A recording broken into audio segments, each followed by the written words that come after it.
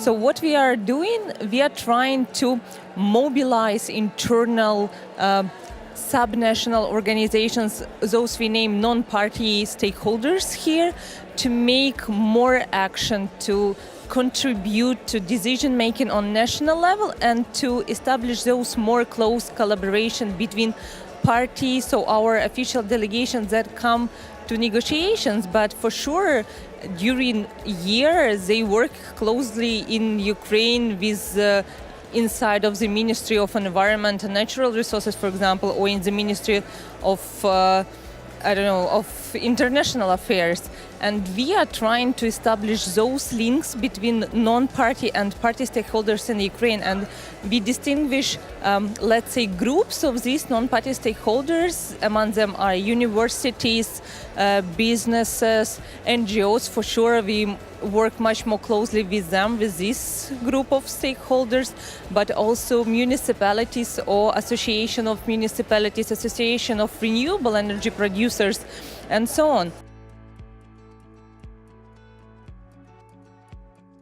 Because what is happening for me, oftenly what I can observe is that when it comes to party stakeholders, they are mostly trying to defend their national interests during negotiations, and that from time to time can limit scope of their view and also for sure lower their ambition. And when it comes to NGOs, they have much broader view on planet as a whole, and that's why they're trying to facilitate the process. And when it comes to facilitative dialogue, here at COP, mostly NGO stakeholders are those organizations like representatives of indigenous people organizations, of gender, of social justice, and so on. They are those who are pushing this process forward.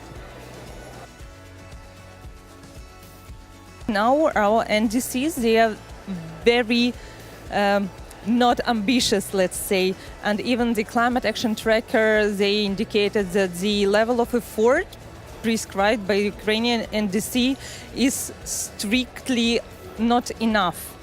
And our current NDCs, they even allow growth of greenhouse gas emissions until 2030.